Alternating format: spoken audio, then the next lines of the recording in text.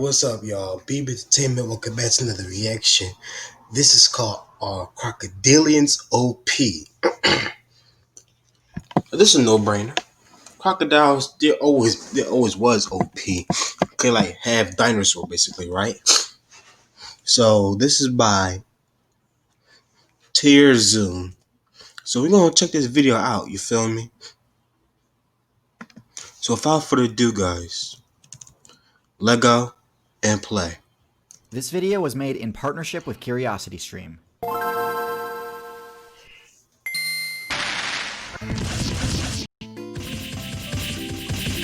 Ooh.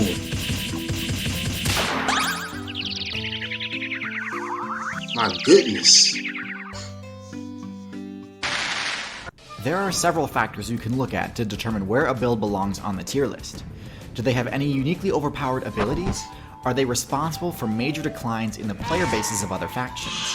Do they have good matchups against other top tiers?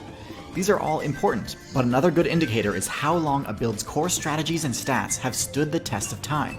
If a build has managed to succeed across multiple balance patches and new game expansions, that's a great indication that it dominates a highly stable niche in the meta.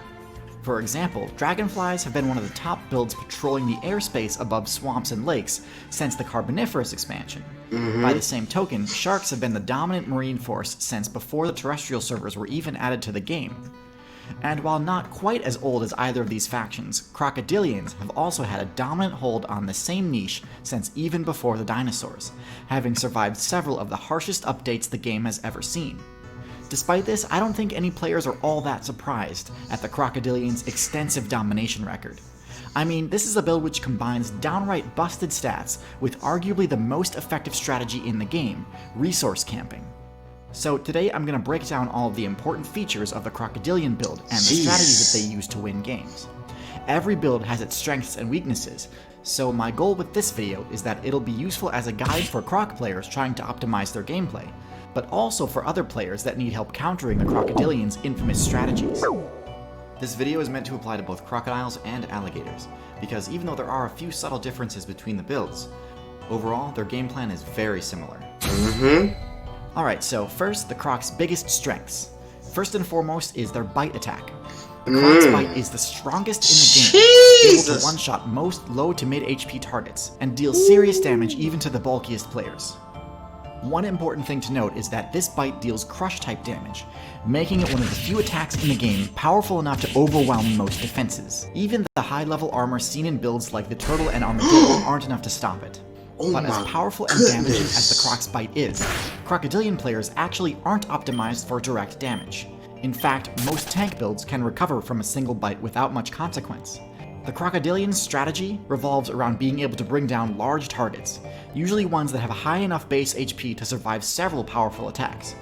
That's why, despite having the strongest bite force in the game, in terms of pure DPS, a croc's bite is surpassed by sharks, due to their serrated, blade-like teeth. While a croc definitely could spec into this type of tooth, for the relevant matchups, the crocodile's curved conical teeth are more useful. These teeth make the crocodile's grapple much more difficult to break out of, and this is where the crocodile's ability to take down tank builds really shines through, as their infamous grapple combo, the death roll, is one of the most powerful attacks in the game and can tear through the HP of even the bulkiest players.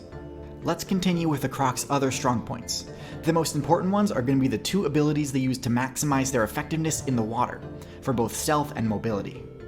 First, their rudder-like tail grants them a massive speed boost while swimming. This is what shifts many a matchup in their favor when in combat in the water, Jeez, they're so fast, as most of the croc's potential targets easily outmaneuver it on land. And second, their nostrils and eyes being situated on top of their heads grants them a unique ability to remain almost completely hidden underwater while still remaining vigilant of their above-water surroundings, and allows them to keep their stamina topped up by not forcing them to hold their breath. Alright, now let's get into the croc's weaknesses, and then discuss optimal strategies and counterplay. The croc's biggest weakness is its reliance on water. This isn't that big a weakness, as just about every player needs to visit a watering hole at some point. If your party migrates, you'll most likely need to cross a river at some point in order to find more food. But even if you play as a non-migratory build, you'll likely still need to top up your thirst meter every so often to avoid serious stat debuffs. Still, it is a potential vulnerability. if the water in your preferred server begins to dry up, an occurrence that has become more and more frequent in the Anthropocene meta. This can greatly increase the difficulty of your gameplay by removing your stealth and mobility bonuses. Crocodiles don't respawn in the water, and instead must build and protect their nests on shore. Objective defense is always a tough portion of any player's questline, but doing so in a vulnerable state is even more difficult. Another big weakness is the reliance on the death roll combo to score kills. Even though it's a guaranteed kill if the full combo finishes, executing the entire move requires uninterrupted focus on a single target for a significant period of time. As with most grappler builds, this leaves the user quite vulnerable to attacks from your target's party members. So how can Crocodile players best mitigate this weakness?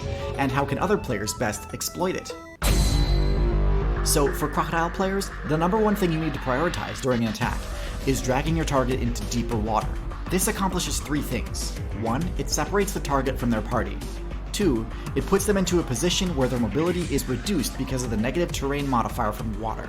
And 3, it inflicts the drowning status effect, quickly draining the target's stamina and reducing the number of opportunities they have to counterattack.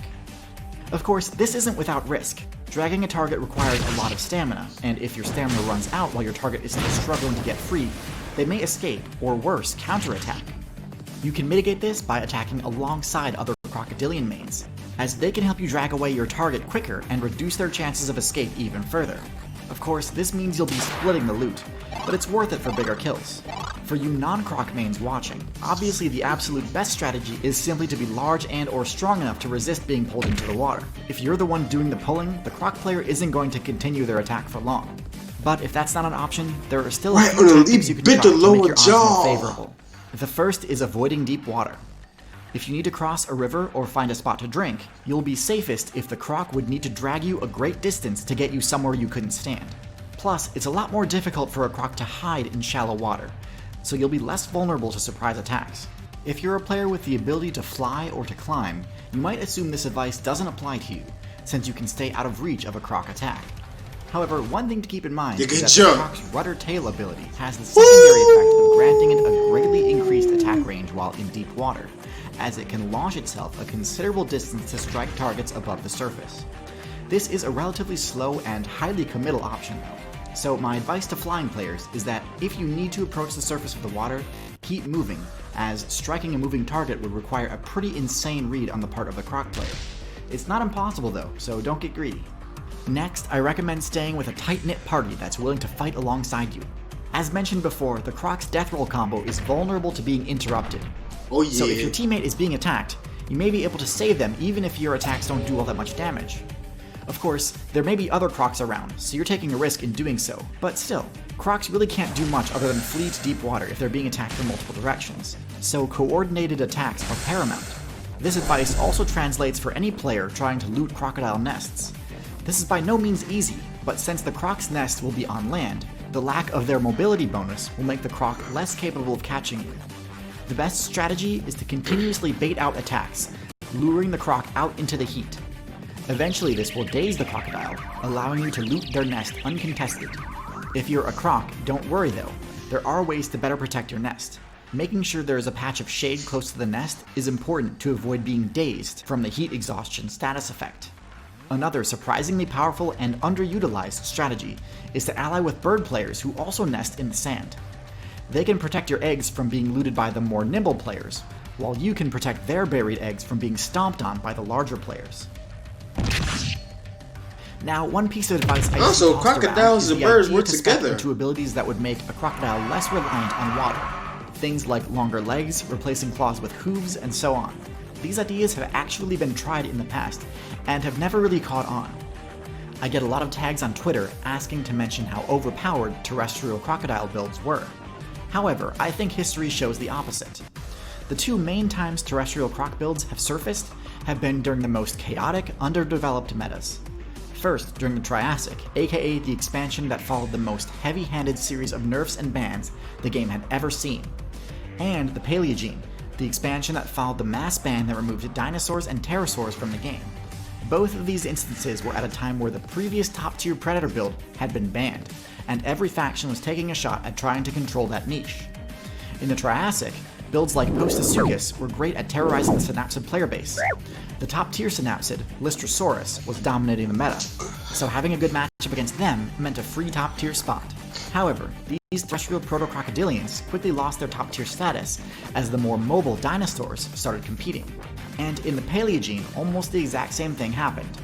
Galloping crocodilians dominated the early meta, but once the mammal player base started competing for the top tier predator spot, once again the croc player base couldn't keep up and was forced back into their traditional aquatic ambush role. So yeah, sorry Cheetah Gator fans, you can try again after the next major balance patch. But for now, there's no shame in sticking to the tried and true game plan Crocs have perfected over the past several balance patches. They're undoubtedly a top tier predator, and I can't see their placement on the tier list changing anytime soon. Hopefully this video did a good enough job covering the crocodilian's optimal strategy and counterplay. Much of the footage featured in this video is from a documentary called Caring Killers, a film which explores the Nile crocodile build. Okay, so hope you guys enjoyed the video. If y'all did, make sure I kaiju punch that like button in the face like a boss. Peace out, y'all. Got exit out there, June.